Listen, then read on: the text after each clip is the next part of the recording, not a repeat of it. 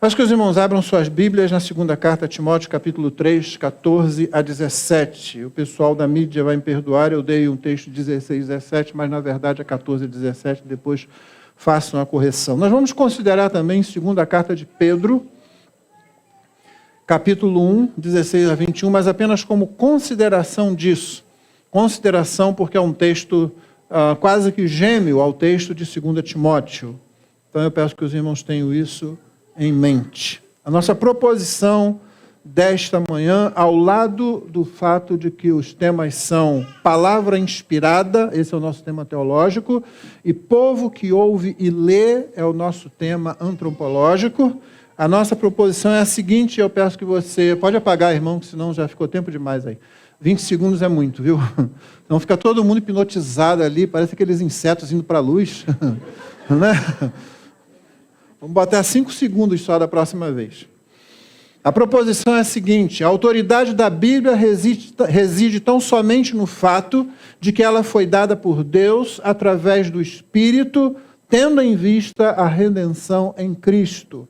O fato de que homens pecadores imperfeitos tenham sido instrumentos para a produção das Sagradas Escrituras só deve nos encher de confiança no poder de Deus e de louvor por causa da sua bondade e misericórdia. Essa também é a razão porque a Bíblia é meio de graça, sendo a palavra de Deus, ela produz e sustenta a fé dos fiéis. Essa é a nossa proposição. O nosso texto é 2 Timóteo 3, 14 a 17, que eu passo a ler agora. Segunda carta de Paulo a Timóteo, capítulo 3, verso 14 ao verso 17, diz assim a palavra de Deus.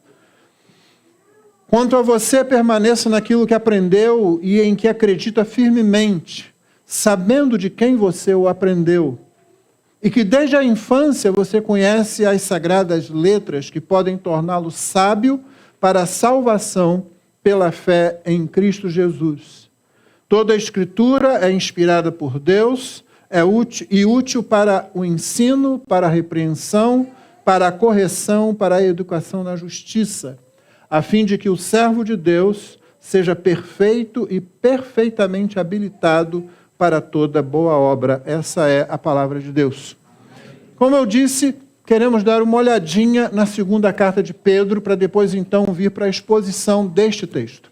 Por isso eu peço que você abra lá. Eu não vou fazer a exposição do texto de 2 Pedro, capítulo 1, mas gostaria que a gente tivesse em mente como que pano de fundo para aquilo que vamos falar nessa manhã. E a palavra de Deus, na segunda carta de Pedro, capítulo 1, versículos 16 a 21, a palavra de Deus diz o seguinte. O contexto, Pedro está lembrando do Monte da Transfiguração, em que Pedro, João e Tiago subiram e viram Jesus transfigurado em glória, conversando com Elias e com Moisés. É isso que ele tem em mente como pano de fundo. O que ele está dizendo é o seguinte: nós somos testemunhas confiáveis porque fomos chamados pelo Senhor e fomos testemunhas oculares da sua glória. Nós testemunhamos a sua dor, a sua paixão, nós testemunhamos a sua ressurreição, nós testemunhamos a sua assunção aos céus, a sua subida aos céus, mas também havíamos testemunhado a sua glória antes da crucificação, por um breve momento, quando estivemos naquilo que Pedro chama de o Monte Santo. Não é que o monte fosse santo, santo é aquele que pisa naquele momento no monte e transforma aquele momento num momento de profunda santidade. Esse é o pano de fundo que Pedro usa para dizer tão somente que por causa dessa confiança que você pode ter no testemunho apostólico, você deve confiar ainda mais na palavra profética, que para Pedro é o Antigo Testamento. São as escrituras hebraicas, as escrituras do Antigo Testamento. E ele diz, vocês devem se voltar para a palavra mais do que para o momento glorioso que nós tivemos ali. Esse é o pano de fundo. Eu faço a leitura agora. Segunda carta de Pedro, capítulo 1, verso 16 em diante. Porque não lhes demos a conhecer o poder e a vinda do nosso Senhor Jesus Cristo, seguindo fábulas engenhosamente inventadas, mas nós mesmos fomos testemunhas oculares da sua majestade. Porque ele recebeu honra e glória da parte de Deus Pai, quando pela suprema glória lhe foi enviada a seguinte voz: Este é meu Filho amado em quem me agrado. Ora, nós ouvimos esta voz vinda do céu quando estávamos com ele no Monte Santo. Assim, temos ainda mais segura a palavra profética. E vocês fazem bem em dar atenção a ela, como a uma luz que brilha em lugar escuro, até que o dia clareie e a estrela da alva nasça no coração de vocês. Primeiramente, porém, saibam que nenhuma profecia da Escritura provém de interpretação pessoal, porque nunca, jamais, qualquer profecia foi dada por vontade humana. Entretanto, homens falaram da parte de Deus, movidos pelo Espírito Santo. Essa é a palavra do Senhor. O final do trecho, o final do parágrafo, é para onde Pedro quer que as pessoas olhem. Ele começa dizendo: nós somos testemunhas oculares, nós que fomos chamados pelo Senhor para o ofício apostólico. Por isso, irmão, que alguém que se intitula ou que recebe e aceita o título de apóstolo hoje, comete grande pecado, terrível pecado. Nós fizemos o que agora? O que fazemos aqui, ao longo de várias pregações e estudos bíblicos? Nós lemos as palavras escritas por homens, os apóstolos. Nós não as lemos como palavras humanas, mas como palavras de Deus. Portanto, chamar-se apóstolo, auto-intitular-se apóstolo ou aceitar esse título é erro gravíssimo, porque os apóstolos autênticos são aqueles a quem o Senhor Jesus chamou. A cada momento, e a quem ele comissionou, e a quem ele deu uma coisa que não deu aos crentes, que foi a autoridade para que o Espírito Santo, usando-os, registrasse a palavra de Deus de forma escrita. Os apóstolos que hoje aí estão, ou assim se dizem, fossem realmente apóstolos, a palavra deles deveria ser tão autoritativa quanto a Bíblia. E é justamente isso que muitos deles querem. Que você apenas ouça e se curve à palavra que o apóstolo ou a apóstola, até isso tem, diz ou dizem. Sem questionamento. Sim, se é apóstolo, é como nós fazemos aqui. Não é à toa que a gente costuma dizer de forma irônica que apóstolo bom é apóstolo morto. Sim, porque todos os verdadeiros e bons apóstolos já estão mortos. Morreram lá no primeiro século. Não há nenhum deles vivo aqui. Qualquer pessoa que faz isso usurpa uma autoridade que não lhe foi dada. No Novo Testamento você tem chamado apenas para uma função, que é a apostólica. O resto tudo é capacitação e reconhecimento. Capacitação pelo Espírito de Deus, reconhecimento pelo povo de Deus, pela igreja. Inclusive o ministério pastoral. Embora o vocacionado para o ministério pastoral possa ter até alguma experiência lá, não é o modus operandi de Deus. O modus operandi de Deus é capacitar aquele homem para o ministério pastoral, e a igreja vem com o reconhecimento, fazendo a chamada dele para a ordenação ao ministério. Então nós temos aqui o que? A palavra de Deus como fonte, como foco, e como Pedro diz nesse trecho, a palavra não é dada por alguma particularidade humana, nem de fonte humana. Aliás, o que o texto quer dizer aqui nesses versículos é isso. Quando ele diz que nenhuma profecia foi dada jamais por qualquer particularidade humana, ou interpretação particular, ou elucidação pessoal, conforme a tradução. A ideia é a seguinte: Deus é a fonte da palavra e Deus é a fonte da interpretação da palavra. É por isso que a regra hermenêutica mais básica que existe é: a Bíblia interpreta a própria Bíblia. Feito isso, vamos à palavra de Deus no texto de hoje, em 2 Timóteo 3, 14 a 17, que já lemos. Deixa eu falar para vocês uma história perdida do marceneiro Josias e a Bíblia. Quando Deus salvou nossa família, então eu fui para a igreja entre os meus 10, 12 e 11 anos, eu conheci Josias, era um marceneiro.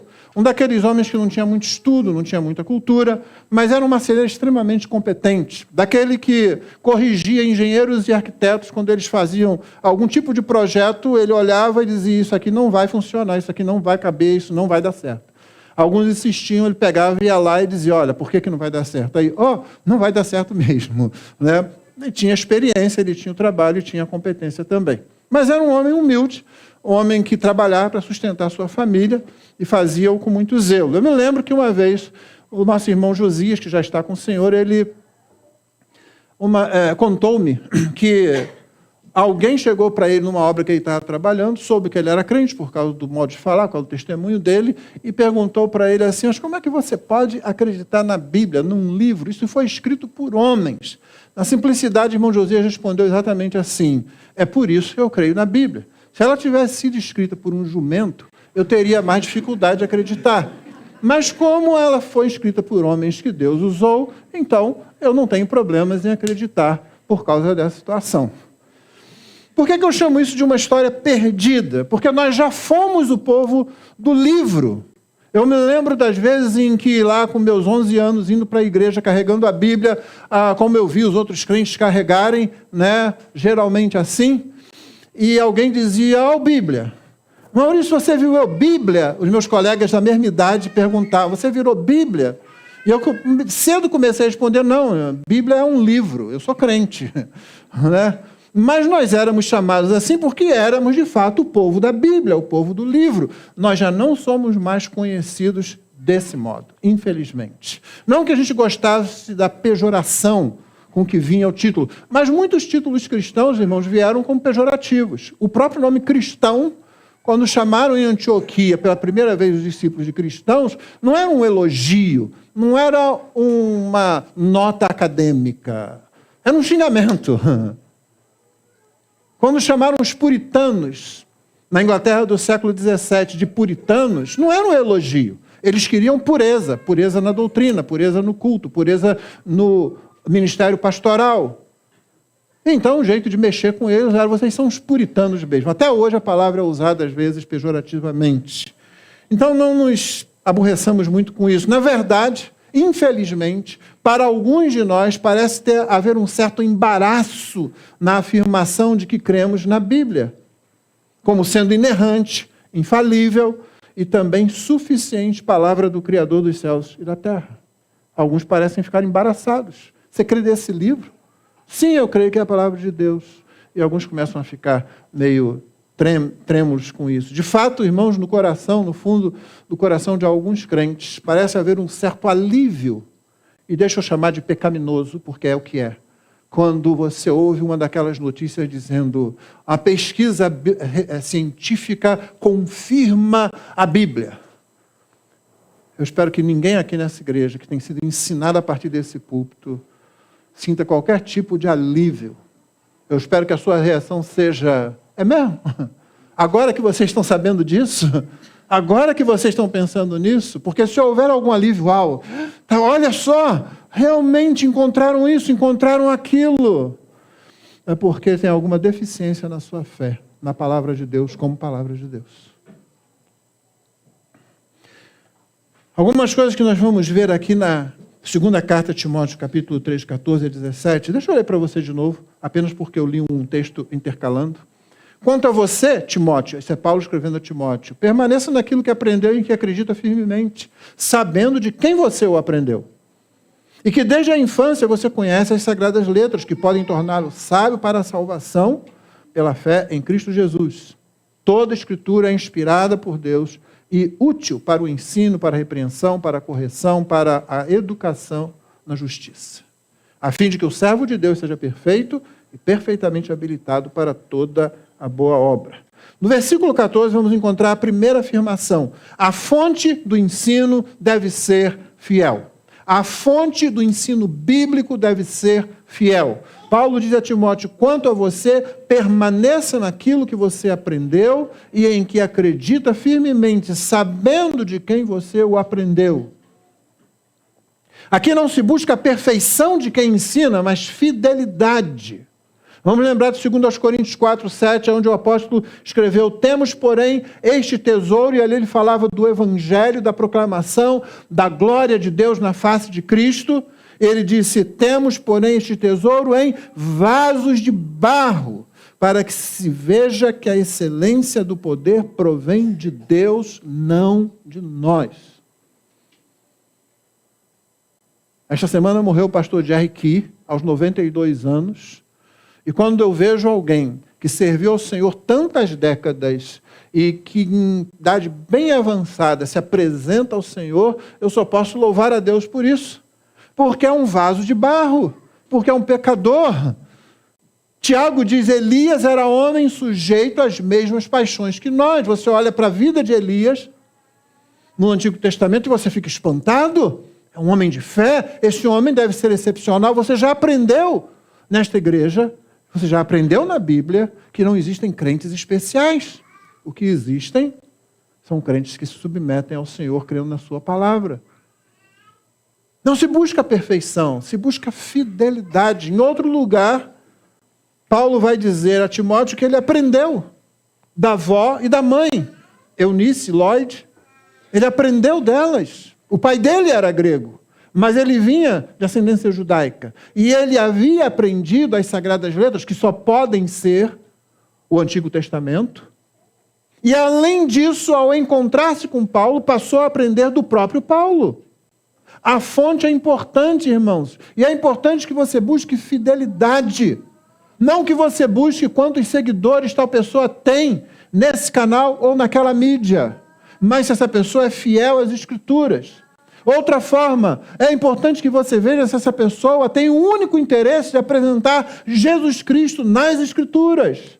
Ela não está brigando por alguma posição teológica, apenas a teologia dela é a expressão do que ela crê quando se fala de Bíblia. O que nós pregamos aqui, a nossa teologia, a afirmação da Confissão de Fé Batista de 1689, ou mesmo como temos visto a Confissão de Fé de New Hampshire, de 1833. Não é que nós estamos pegando isso aí como sendo, olha, isso aqui nos ajudou a entender a Bíblia. Não, nós pegamos isso e olhamos e dissemos, isso aqui expressa o que nós cremos que a Bíblia diz. E ainda há uns pontos em que nós fazemos anotações.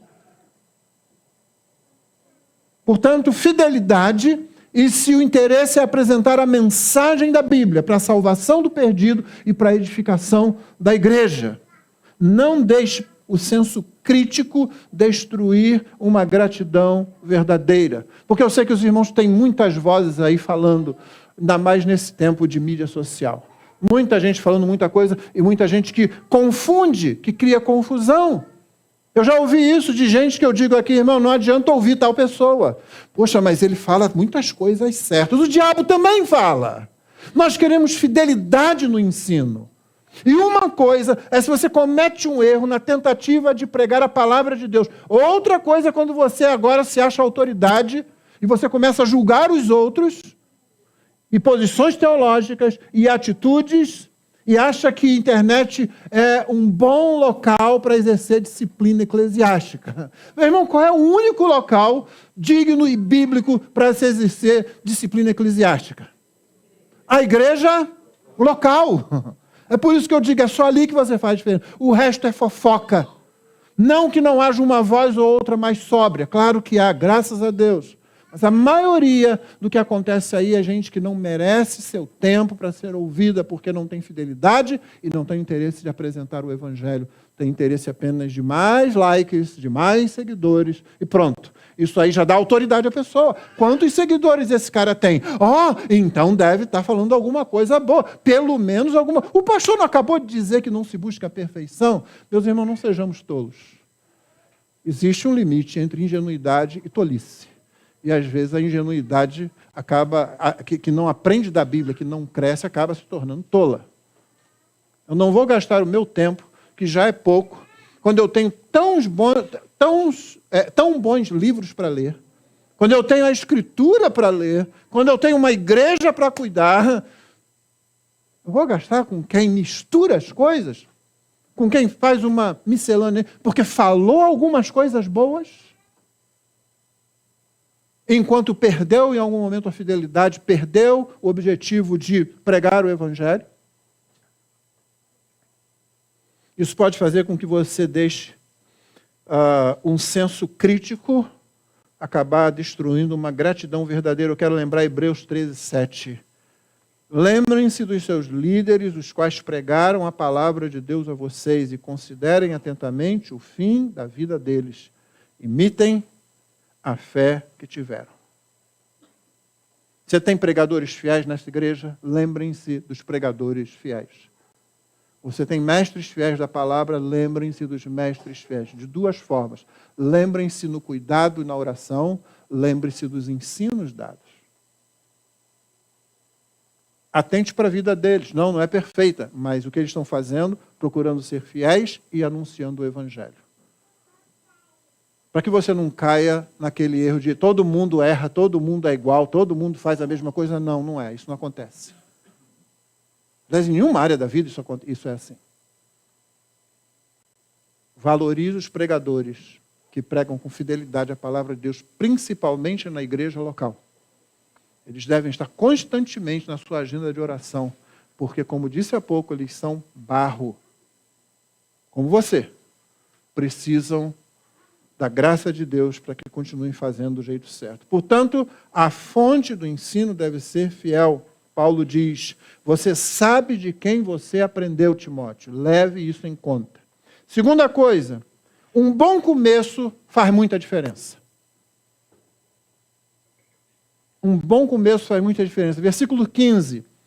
E que desde a infância você conhece as sagradas letras que podem torná-lo sábio para a salvação pela fé em Cristo Jesus. Eu disse, o pai de Timóteo não era judeu, mas a avó era, a mãe era. E que diferença faz quando um antecessor da criança é crente e crê na palavra, ensina a palavra. Você tem parente não crente, talvez o pai, talvez a mãe, um não seja crente, e lá está a criança, lá está o filho. Meu irmão, você não tem que crer na sua competência, você não tem competência para modificar o coração de ninguém, nem do seu filho. No entanto, você tem a missão de buscar o coração do seu filho. Não, competência é só o Espírito Santo. E você tem que se apresentar como instrumento para isso. Que bênção essas palavras, não é? Desde a infância. Note, Paulo está, na verdade, exortando Timóteo, chamando Timóteo a prestar atenção num ponto. E Timóteo, você não aprendeu de agora, não. Sim, você aprendeu muita coisa comigo, mas desde a infância você conhece as sagradas letras. O Antigo Testamento. Era o que eles tinham naquele momento. A palavra de Deus aqui ainda está sendo construída. O cânon do Novo Testamento, ou seja, os livros autoritativos, reconhecidos como palavra inspirada de Deus, estão ainda em formação. Nós vamos ver como isso acontece, mas desde a infância você conhece as sagradas letras que podem torná-lo sábio para a salvação pela fé em Cristo Jesus. Paulo não está dizendo que Timóteo não é salvo, senão ele não estaria pastoreando uma igreja em Éfeso. O que Paulo está dizendo é que é isso que a palavra, que a sagrada letra faz. Ela torna a pessoa sábia para a salvação pela fé em Cristo Jesus. Por isso eu disse anteriormente, fidelidade e pregação do Evangelho. Você apresenta o Evangelho para que as pessoas creiam em Jesus Cristo e sejam salvas. É a razão que o apóstolo João dá no final do seu Evangelho.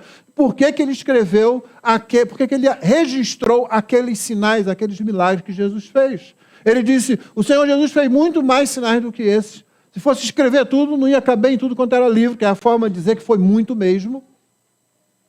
Estes, porém, foram escritos para que creias que Ele é o Filho de Deus e crendo nele tenham vida eterna. Essa é a razão. É a mensagem de salvação, é por isso que é boas novas, as boas novas de que Deus quer salvar quem não pode, quem não merece e quem não quer ser salvo. Não, é bênção, irmão. Deus quer salvar quem não pode, quem não merece e quem não quer ser salvo. Evangelho, boas novas. E Timóteo aprendeu isso desde cedo. Vamos lembrar daquele aviso contido lá em Provérbios 22:6. Ensine a criança no caminho em que deve andar, e ainda quando for velho não se desviará dele. Eu já preguei sobre esse texto talvez mais de uma vez nesses anos todos que estou aqui, mas vamos lembrar aqui só um resumo. Isso primeiro não é uma promessa, isso é um aviso.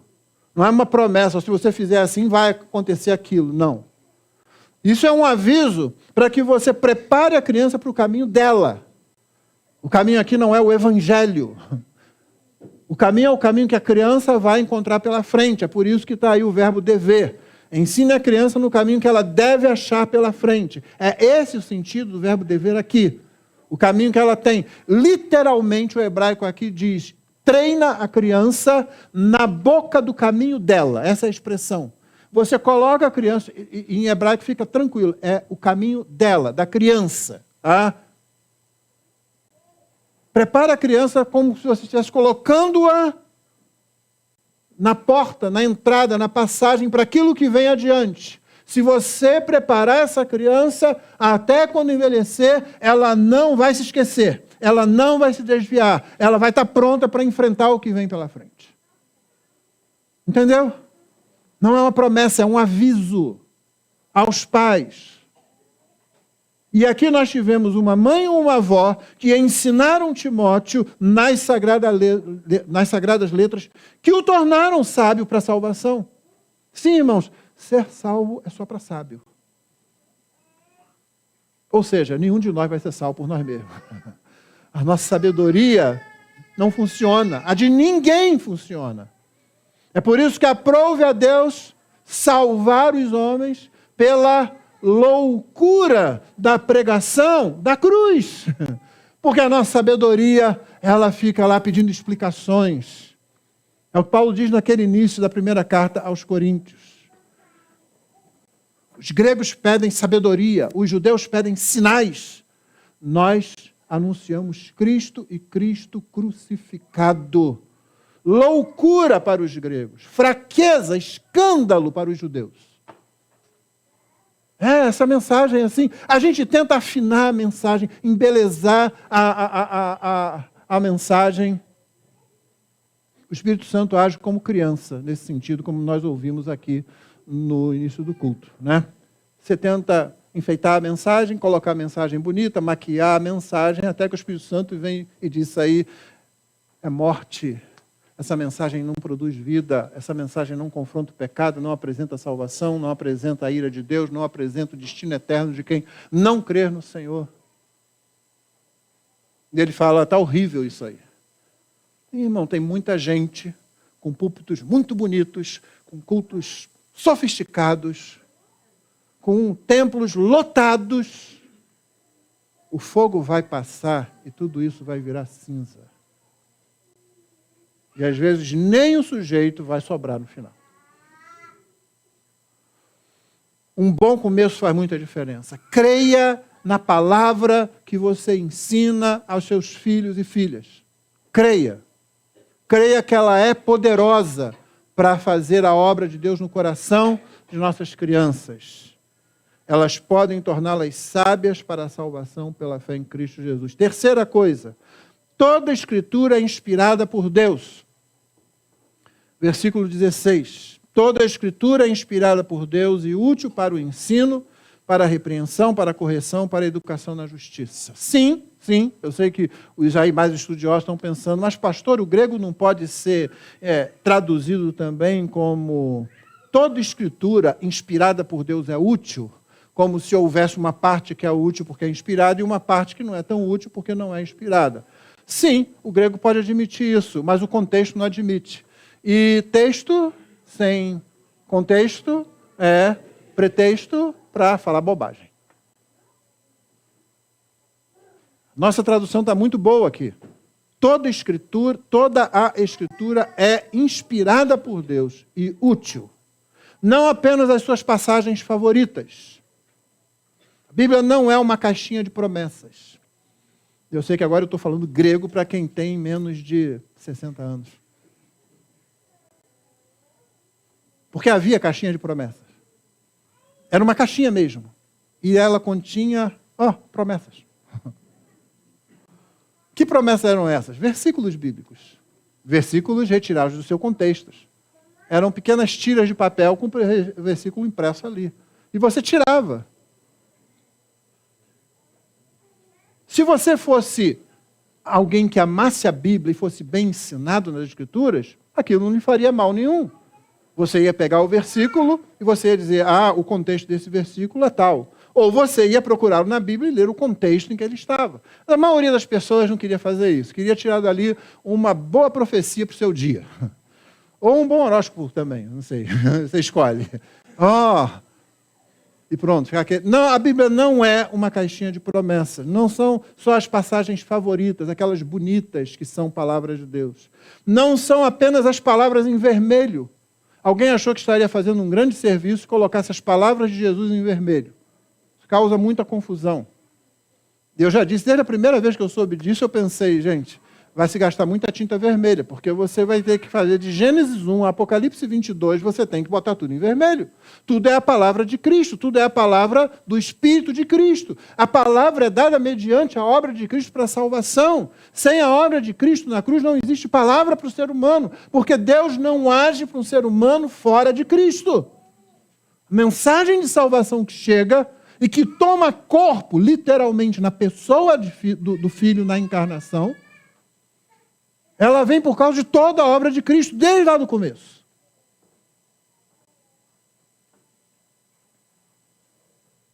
Toda a Escritura é a palavra de Cristo. Toda a Escritura é a palavra do Espírito. Toda a Escritura é a palavra do Pai. Toda a Escritura é a palavra do Deus Trino. Não admita que façam menos da Escritura do que isso. Como se alguma parte dela fosse. As expressões, as 4 expressões que tem aqui são as seguintes. A Escritura é útil para ensino, para instrução. Sim, irmãos, existem conceitos, histórias e proposições, afirmações a serem aprendidas. A fé cristã não é o resultado de emoções sentidas, mas de verdades aplicadas à vida. A fé cristã não é imitação de exemplos, por melhores que eles sejam. O crente não pode evitar instrução. É muito interessante que a palavra Torá, geralmente traduzida por lei no Antigo Testamento, significa de fato instrução. As pessoas vão e esperam sentir uma emoção. Agora eu sou crente, agora eu estou mais perto de Deus, agora eu estou mais consagrado. As pessoas esperam ver bons exemplos. Eu vou imitar Zaqueu, eu vou imitar Ruth, eu vou imitar Paulo. Não quer dizer que o testemunho dessas pessoas não sirva para alguma coisa, mas a fé cristã não se fundamenta nisso. A fé continua vindo pelo ouvir, e ouvir a palavra de Deus. Portanto, crente não pode evitar o ensino. Crente é alguém que quer aprender. Crente é alguém que quer conhecer, porque a Escritura tem afirmações, tem proposições que precisam ser conhecidas. E quando você prega, você dá instrução àqueles a quem você prega. Não é à toa que Paulo se auto-intitulou mestre dos gentios, didáscalos, professor dos gentios. Ele tinha algo para ensinar. É por isso, irmãos, que é preciso muito cuidado quando nós pensamos aquilo que eu tenho chamado de idolatria do debate que existe hoje. O debate é importante. A maioria de nós não quer nem se preparar para um debate. A gente quer ver o circo pegar fogo, não é? A gente quer ver que briga que vai sair dali. Nós não fomos chamados ao debate, nós fomos chamados à proclamação. Você entrar num debate que seja para proclamar. Sim, a outra pessoa está pensando que você quer debater. Sim, você vai usar uma linguagem e estrutura e protocolos de debate. Sim, mas você já sabe o que você foi fazer ali. Você não foi ali para construir algum tipo de ensino. Você não foi ali para descobrir se talvez você esteja errado em alguma coisa. Você sabe. Você foi chamado para proclamar. Você foi chamado para passar uma mensagem que não é sua. Ela não tem que ser montada, ela não tem que ser inventada, ela não tem que ser construída. Ela só tem que ser recebida e passada adiante. Por isso Pedro começou o texto que lemos dizendo: nós não inventamos, nós não criamos isso a partir de fábulas engenhosamente tecidas. Nós recebemos a palavra e nós passamos adiante.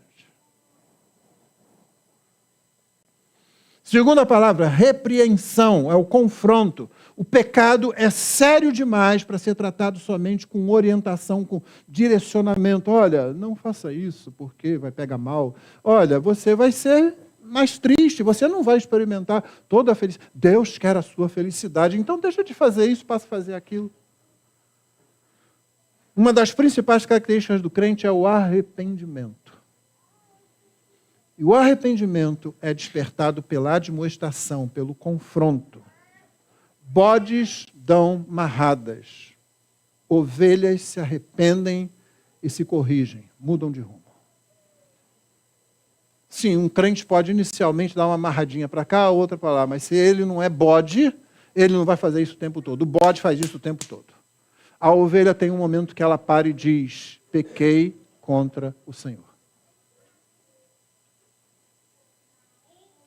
Portanto, é precisa repreensão. Não, mas hoje, pastor, não pode repreender assim, né, pastor? Pega mal, né?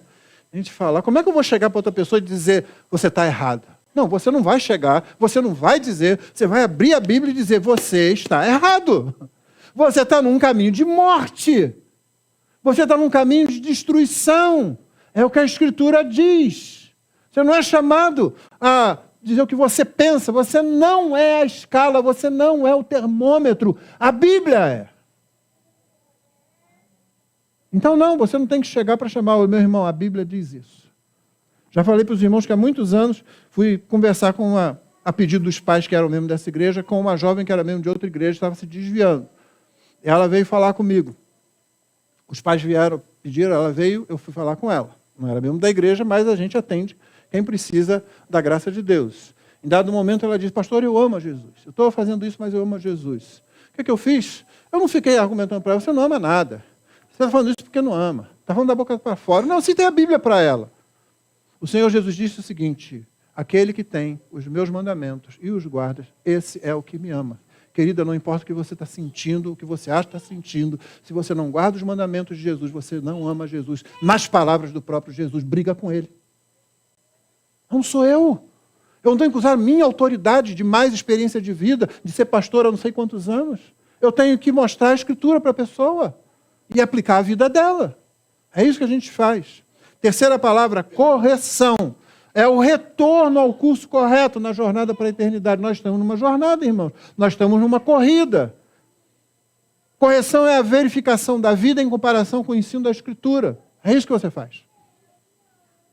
É isso que a gente faz no aconselhamento. No final das contas, não importa de qual escola de aconselhamento cristão que você tem um monte por aí, tá, irmão? Algumas são melhores, outras nem tanto. Não importa. O final é fazer com que a vida da pessoa se realinhe com a palavra de Deus, com o ensino da palavra de Deus. Para você retornar, geralmente, primeiro a confrontação, às vezes a consolação, sempre o ensino, para que a vida da pessoa seja reorientada. É a correção. Por último, educação na justiça. E aí é bom fazer uma pergunta, como está o seu progresso na escola da fé? Quando Paulo escreve a Tito, ele fala exatamente isso. A graça, ela é ensinadora. A graça é uma professora. Você já teve uma boa professora? Eu não sei hoje como andam as coisas, mas no meu tempo, olha só, estou triste de falar, né? No meu tempo. Falo no meu tempo é geralmente porque resta menos tempo agora do que já passou. Eu me lembro das minhas professoras, Dona Estela, Dona Elza, lá no primeiro ano. Por quê? Porque elas marcavam, porque elas queriam ensinar, porque elas não queriam aprovar. Infelizmente, isso não é a escolha dos professores, isso é a escolha do governo. Infelizmente, o governo que nós temos e que há alguns anos já vem influenciando o raciocínio é o seguinte, passa, passa, passa. Gente não preparada, analfabetos funcionais, sabe o que é? Se você puser uma palavra, ele vai ler. Se você disser, o que significa? Eu não sei. Não, Dona Elza era professora naquele tempo, então ela ensinava várias matérias, né? E você aprende a entender texto. E você aprende a interpretar um texto. Como está o seu progresso na escola da fé? Já há algumas décadas, como eu disse, as escolas estão apenas ultrapassando, tendo que cumprir programas que em nada se importam realmente com o desenvolvimento da criança. A escola da fé é como antigamente, você não progride para a lição 2 se você não aprender a lição 1. Não era óbvio isso? Isso não devia ser óbvio para todo mundo. Aprendeu a lição 1? A primeira lição? Passa para a segunda agora. Não aprendeu? Não tem problema, pode ir assim mesmo. Mas para lá. Não, na escola da fé não acontece assim, não.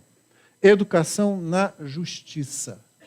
É isso que o Senhor está fazendo conosco. Você e eu estamos sendo educados na justiça divina. E Paulo diz que a justiça se revela no Evangelho de fé em fé, como está escrito, o justo viverá por fé. Antes de abandonarmos o versículo, há duas palavras que merecem nossa atenção. A primeira é útil. Toda a Escritura é inspirada por Deus e é útil. Significa proveitosa, que traz benefícios. Ela aparece apenas 4 vezes em todo o Novo Testamento. As 4 vezes são nas pastorais. Uma está no versículo que nós lemos. Toda a Escritura é inspirada por Deus e útil e proveitosa para o ensino, para a confrontação, para a repreensão, para a correção, para a educação na justiça. Já aparece em 1 Timóteo 4,8 também. Pois o exercício físico tem, na nossa tradução, estou usando a nossa tradução mesmo, pois o exercício físico tem algum valor. Aqui ela traduzia como valor, benefício, lucro, alguma coisa assim. O exercício físico, ele tem algum valor. Em outra tradução, o exercício físico para pouco é proveitoso. Mas a piedade tem valor para tudo. Na outra tradução, ela tem muito proveito. Para tudo é proveitosa. Porque tem a promessa da vida que agora é e a da vida que há de vir. Então, o exercício físico, porque Paulo está dizendo o seguinte, ele tem pouco proveito porque ele só é útil se você fizer para cá. Você não vai precisar dele no céu. Viu? No céu não tem academia. Sinto muito. No céu não tem academia. Ninguém vai precisar de academia. Todo mundo lá com o corpo, né? Maior shape, né? Né? Sim.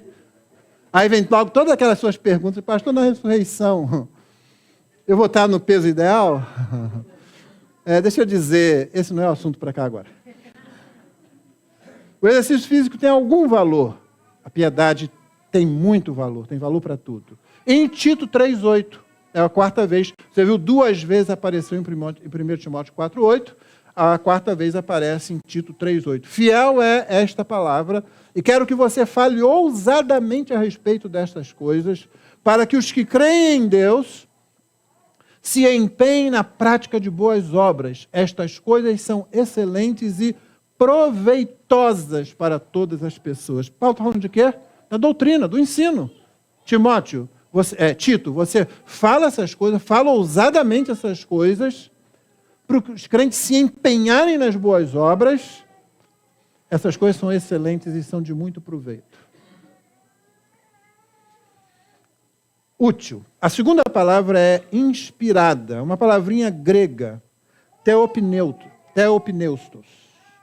Theos, Deus, e pneuma, espírito, mas também é sopro. Significa expirada por Deus, exalada por Deus. Toda a Escritura é inspirada, toda a Escritura é expirada por Deus, é exalada por Deus. Toda a Escritura é theopneustos. Tá? Paulo usa uma única palavra e ela é importante. Porque em português você tem que usar mais para inspirada por Deus, literalmente expirada, exalada por Deus. Isso faz muita diferença. De fato, a NVI traduz toda a Escritura é exalada por Deus. E uma versão inglesa chamada ESV traduz assim, toda a Escritura é expirada por Deus. Não deixe que a palavra inspirada confunda você. Eu falei há pouco, né? Crente quer saber, quer o ensino, ele quer aprender. Então não deixe a palavra inspirada confundir você. Por exemplo, a gente usa essa palavra em situações como, acho a música clássica muito inspiradora. Talvez você ache a música dos Beatles muito inspiradora. Talvez você ache o YouTube muito inspirador. Eu espero que você não desça tanto, né, para outros tipos de música. Aquela jogada foi inspirada. Nada a ver com a nossa seleção, né? Não, obviamente não teve nenhum momento inspirado naquele jogo, né? Meu amor por você me inspirou a escrever uma poesia. Sim, eu já escrevi para minha esposa. Quando ela era namorada, eu escrevia coisas assim porque o amor que eu tinha por ela me inspirava a escrever coisas. Nada disso tem a ver com a inspiração nas Escrituras. Por isso é bom a gente lembrar que, quando você falar em inspirado, você tem que lembrar de expirado, exalado. Há várias teorias, eu vou passar só por elas. Você não precisa guardar. O que eu quero que você guarde do que eu vou falar agora é o seguinte. É como você vê essas teorias, elas vão partindo de uma coisa comum no ser humano sendo o autor do que ele faz, até chegar no ser humano como uma máquina, como sendo pouco mais do que um secretário que Deus está usando lá. Tá? É isso que eu quero que você acompanhe. Tá? O resto depois você não precisa ficar tão definido assim. Mas se você quiser, depois eu passo para você. Teoria da intuição. É tipo assim, como qualquer filósofo, os escritores bíblicos também tiveram intuição. Uma intuição ou um instinto religioso. Pronto, eles tiveram, então produziram isso aí. Isso não dá autoridade nenhuma, é apenas a intuição que eles têm, mais religiosidade do que outros, e então produziu isso aqui. Acredite, isso é uma teoria de inspiração da Bíblia. Teoria da iluminação, ela vai um pouquinho mais adiante. O Espírito iluminou mais os escritores da Bíblia do que dá iluminação para outros homens. Aqui só muda a quantidade. Eles têm mais iluminação, mas só mudou a quantidade. A qualidade é a mesma. Tá? Se o Espírito aumentasse a iluminação sobre outros, poderiam produzir isso que está aqui. Teoria do encontro. Essa é principalmente da neo-ortodoxia. Né? A Bíblia se torna, ela não é intrinsecamente a palavra de Deus, mas ela se torna a palavra de Deus somente quando o Espírito aplica ao leitor. Basicamente, dizer o seguinte, quando você está lendo a Bíblia, aí algo fala a você, aí é que ela se torna a palavra de Deus, entendeu? Você está entendendo que nenhuma dessas aqui é o que a gente crê, né? Eu espero, né, que saia daqui. Eu tenho tanto medo. Outro dia, falando para os jovens aqui, gastei 20 segundos contando uma parte da história da minha vida, as moças esqueceram todo o resto, ficaram só com aquilo. Então a gente fica meio, receoso.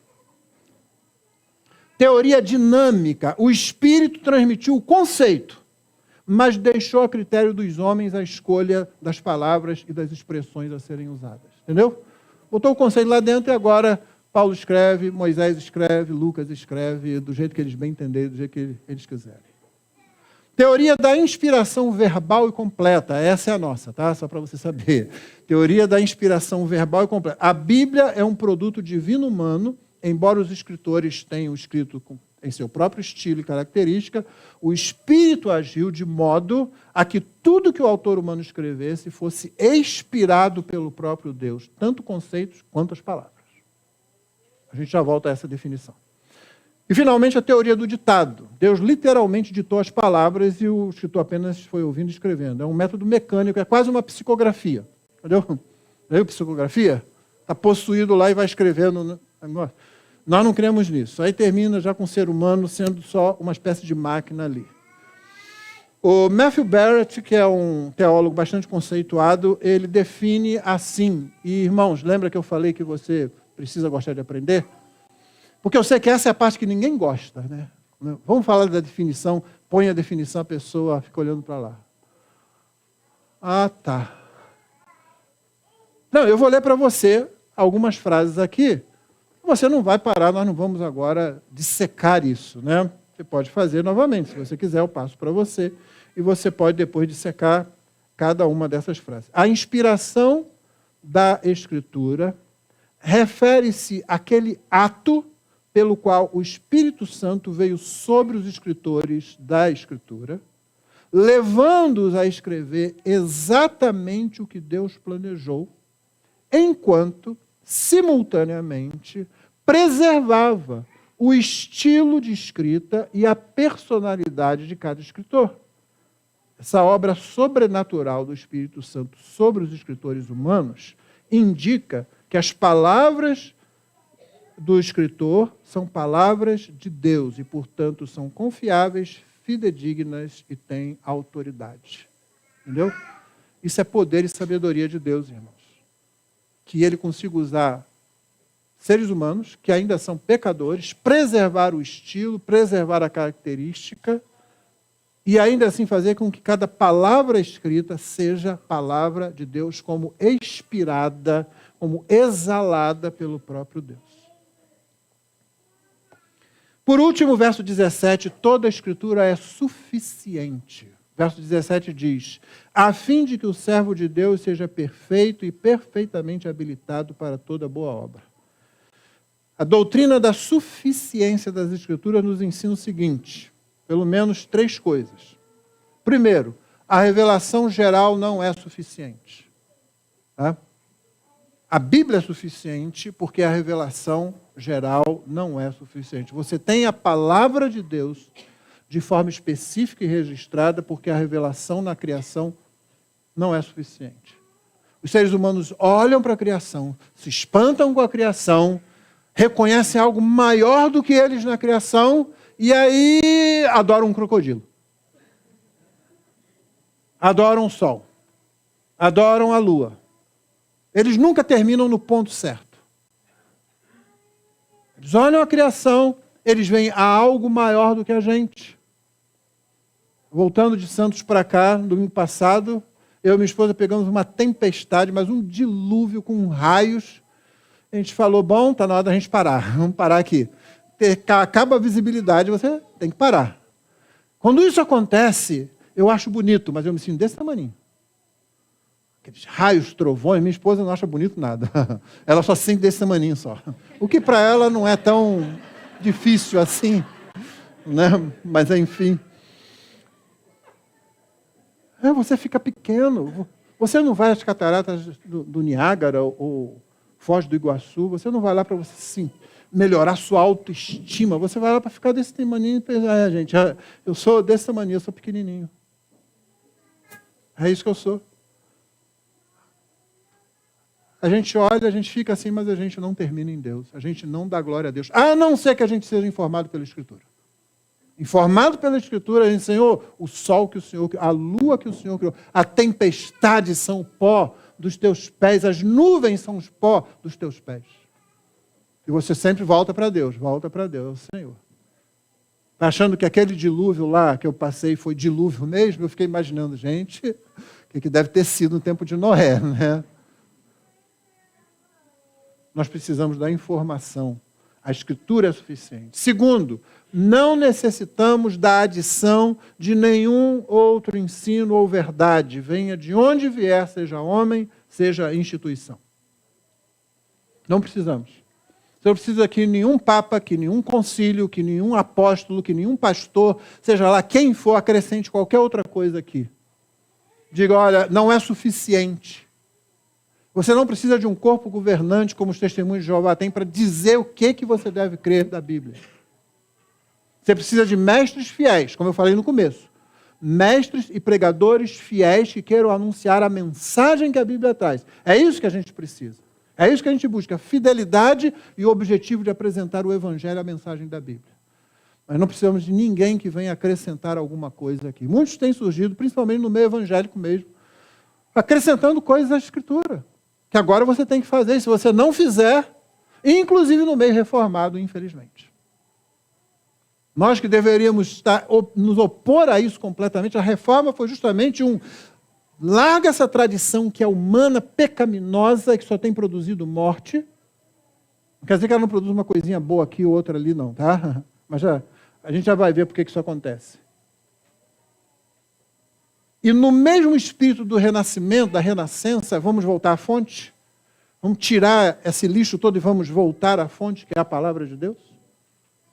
Então a gente não necessita de adicionar nada às Escrituras. Por último, as Escrituras contêm tudo que é necessário para a salvação e para a vida cristã. Tudo. É quase uma consequência do ponto anterior. Se você não precisa adicionar nada nela, ela tem tudo. Pastor, então, está tudo ali. Tudo que você precisar, toda a resposta para toda situação difícil está ali. Não, ela não é tipo o horóscopo que você vai lá para ver se, né, eu devo me casar com fulano ou com fulano. Escolho esse ou aquele cara. Escolho essa ou aquela menina. Não, Deus não cria seres que não estão crescendo em graça e conhecimento de Cristo. Deus cria filhos que vão amando a Ele com o entendimento e expressando a glória dele numa obediência consciente da palavra de Deus. Eu assisto esse programa e não assisto aquele, por quê? O que diz a Escritura sobre onde eu devo colocar os meus olhos?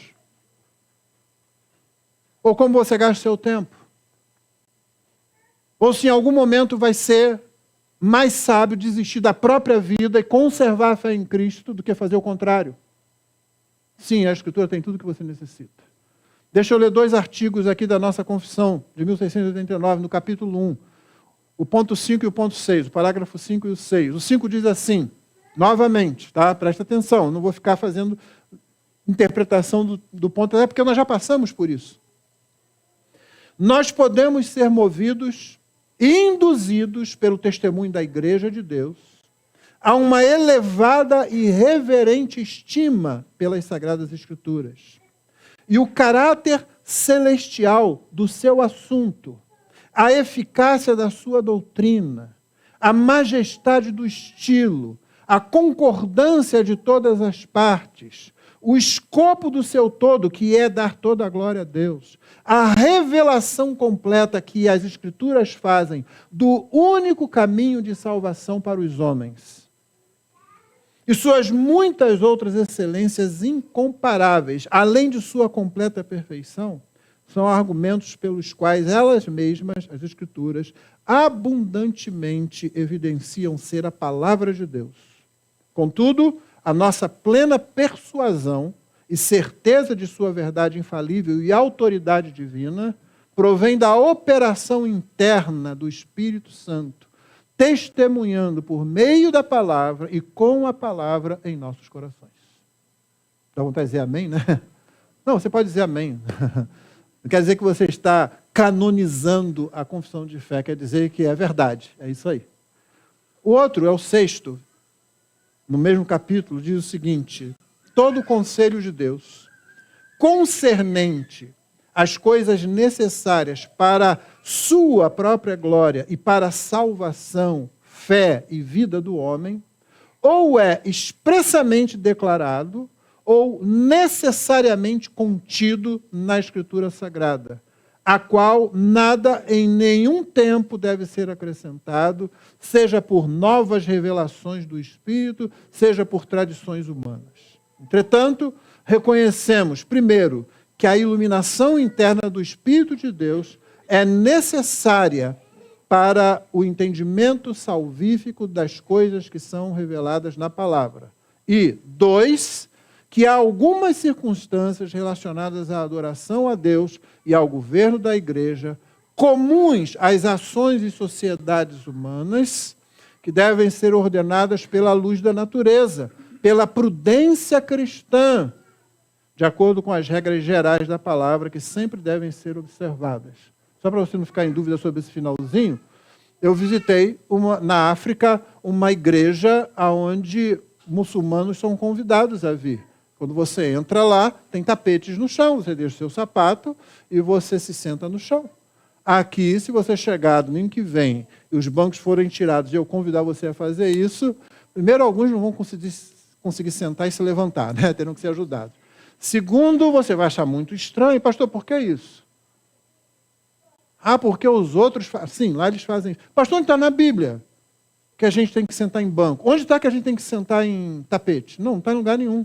Por isso, muito sabiamente, a confissão de fé diz que certas coisas devem ser ordenadas pela luz da natureza e pela prudência cristã, de acordo com as normas gerais da Escritura. Entendeu? Não é difícil entender isso, é? Assim, irmãos, a Escritura é a única fonte suprema de autoridade, ou seja, a autoridade de papas, concílios, confissões, indivíduos, profetas, apóstolos, seja lá o que aparecer, todas precisam estar sempre debaixo da Bíblia, serem crivadas pela Bíblia, não o contrário. Comumente nós fazemos 2 declarações a respeito disso. Primeiro, reafirmamos as Escrituras reafirmamos a Escritura inerrante como fonte única de revelação divina escrita.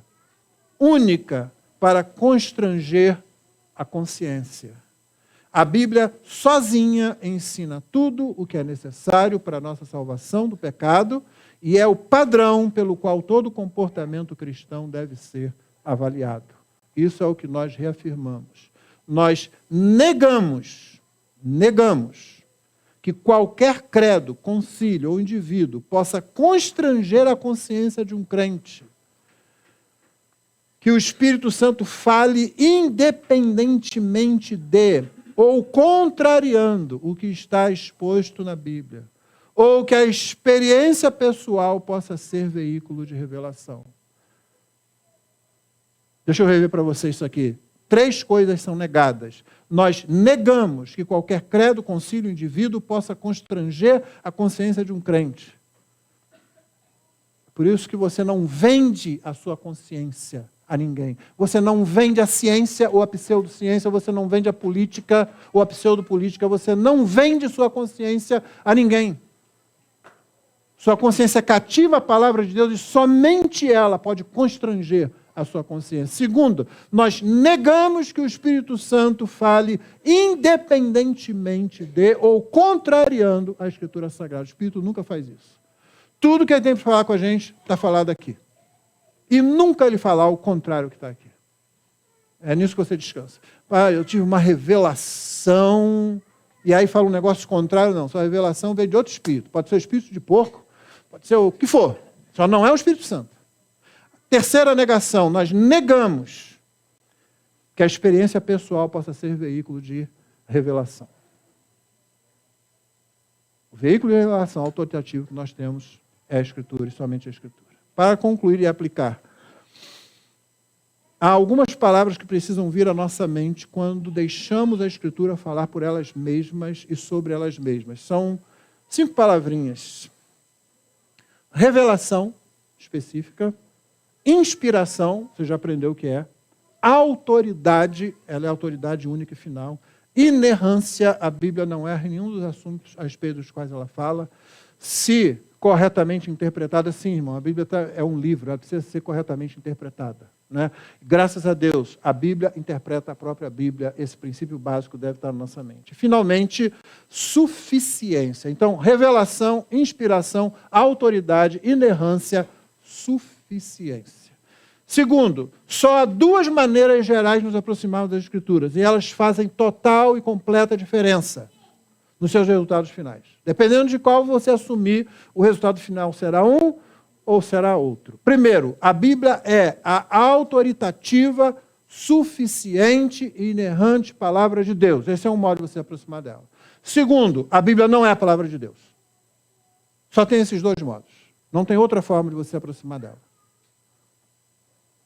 A Bíblia é como o Verbo encarnado, como o Senhor Jesus em muitos aspectos. Ele é divino humano, seu autor final é o próprio Deus, e como Jesus não pode ser apenas um homem bom, também a Bíblia não pode ser apenas só um livro especial. Você diz, não, é um livro muito especial, não é a palavra de Deus. É a diferença, por exemplo, entre nossa fé e o Espiritismo. Um espírita chega para você, já aconteceu comigo, nós cremos no mesmo Cristo, Cristo é o mesmo, é? Aí eu só pergunto assim, então para você Cristo é Deus. E ele diz, não, Cristo é um espírito evoluído. Então, já estamos completamente de desacordo aqui. Você não precisa me bater e eu não vou bater em você. Mas não diga que é a mesma coisa, que é o mesmo Cristo, porque não é. Cristo é Deus, não é um espírito que evoluiu muito e chegou lá na frente. Da mesma forma, a Escritura não pode ser apenas um excelente livro com muitas coisas boas. Ou ela é a palavra de Deus, isso faz toda a diferença na minha e na sua vida, ou ela não é a palavra de Deus e você siga o que você quiser. Só não pode dizer, ela é um livro especial, deve ser levado em conta e eu vou viver a minha vida e confiar minha eternidade a essa verdade, que não é verdade. Como disse C.S. Lewis a respeito do cristianismo, o cristianismo, isso pode ser aplicado à Bíblia, é uma frase famosa dele, o cristianismo, se é falso, não tem nenhuma importância. E se é verdade, tem importância infinita. O que ele não pode ser é de moderada importância. Se a Bíblia é a palavra de Deus, ela tem importância eterna. Se ela não é a palavra de Deus, irmão, então, se o que está nela não é verdade, Nada da sabedoria humana vale qualquer coisa, nenhum outro livro. Os melhores escritores, as melhores histórias, as melhores poesias só existem porque o autor desse livro é o mesmo autor da sabedoria, do logos, da razão que está sobre todos os homens. Não pense que se o que está aqui não é verdade, nós teríamos o mesmo mundo que nós temos aqui. Não teríamos o mesmo mundo. Não haveria sabedoria, mesmo com a queda, mesmo com o pecado.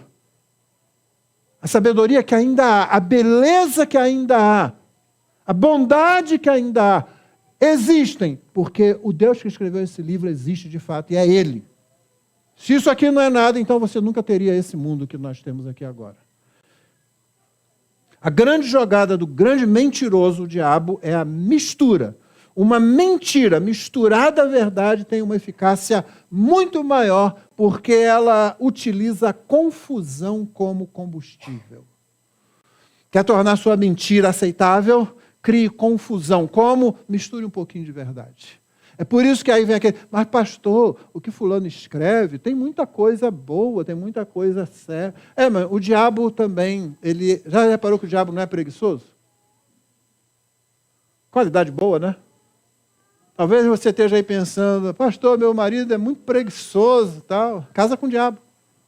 Ele não é preguiçoso. É só isso que conta? É só uma boa coisa que você viu num autor, num pastor de internet? É? Porque você viu alguma coisa ali? Não. Não é um caminho bom.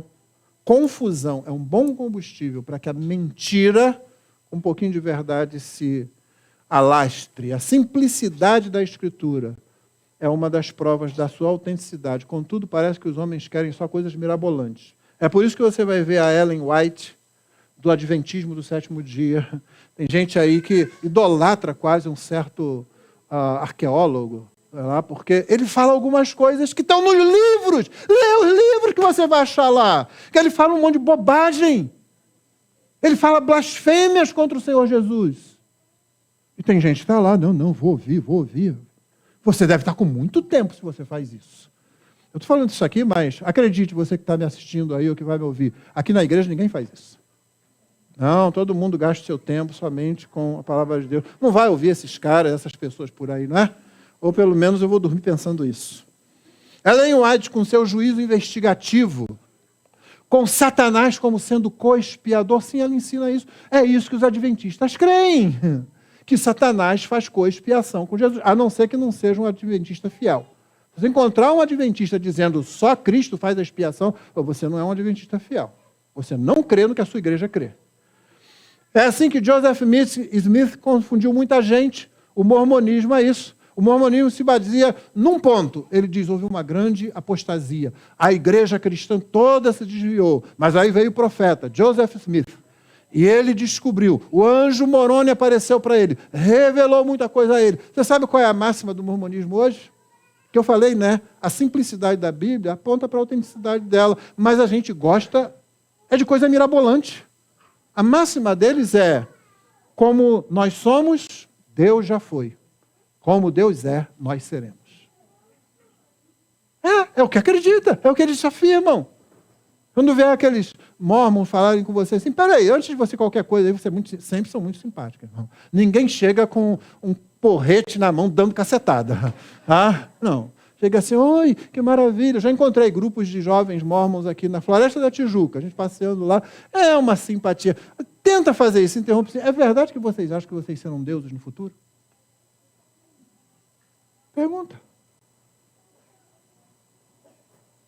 2 advogados ex-mormons tentaram processar a igreja mormon. Por isso eles procuraram um grande escritório de advocacia. Isso é história real, não é de ilustração, não. E foram apresentando tudo aquilo para eles. Porque eles julgavam que aquele ensino tinha acabado com a família deles. Entre outras coisas, olha, eles acham que serão deuses.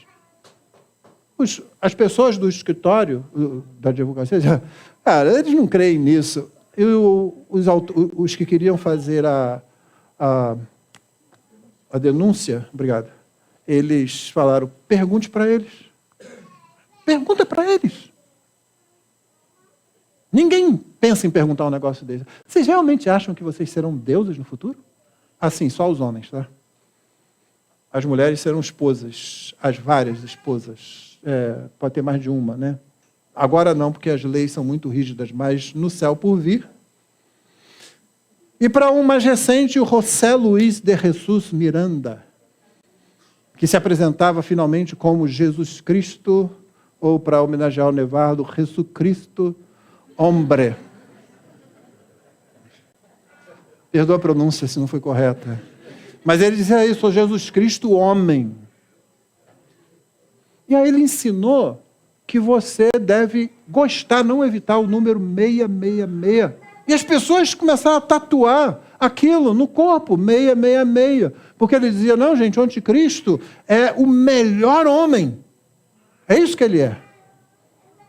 E aí você vai dizer, ninguém caiu nessa, ninguém... Não, um monte de gente caiu. A simplicidade da Escritura, ninguém quer. Aparece uma coisa mirabolante, vai todo mundo atrás. 4 aplicações finais, óbvias, que eu não preciso explicar para você. Se Deus falou, qual deve ser a sua atitude, qual deve ser a minha atitude? Primeiro, ler. Temos que ser povo de leitura, irmãos, da Escritura principalmente. Você lê a Escritura? Você encharca a sua alma com a Escritura?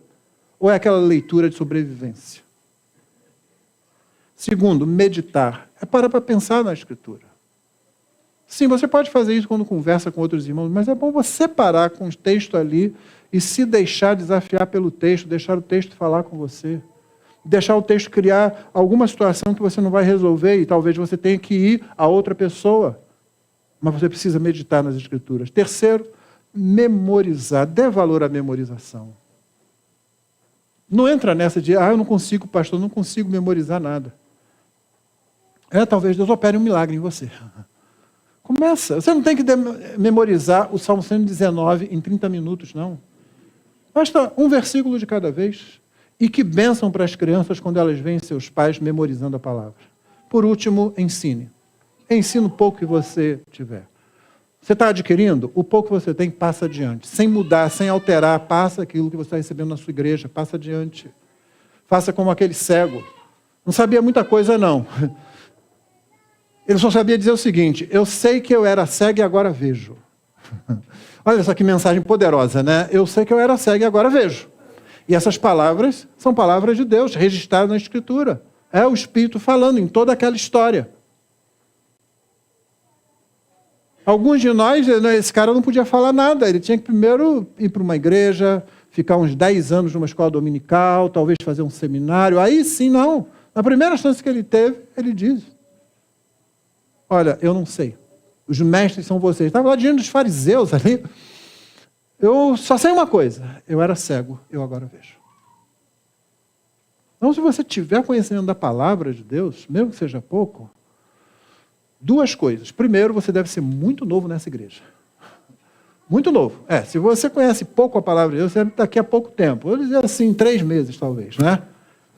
Porque se você tem mais do que isso, você já sabe mais, né? Senão, Jonathan, a gente vai ficar muito frustrado, né? Nossa, poxa. E a segunda coisa é, você já tem o suficiente para passar adiante. Confie na palavra de Deus, não na sua argumentação. Confie na Escritura. A Escritura sozinha faz o trabalho. Deus nos abençoe. Vamos orar? Vamos ficar de pé para a oração? Depois nós vamos cantar. E com oração silenciosa o culto estará encerrado. Senhor, obrigado pela Tua palavra. Aplica aos nossos corações. Se houver alguém aqui que ainda não se rendeu a Jesus, que hoje seja dia de salvação, e os crentes sejam despertados para amar Jesus, para buscar Jesus na palavra de Jesus, para proclamar Jesus. É a nossa oração no nome de Jesus. Amém.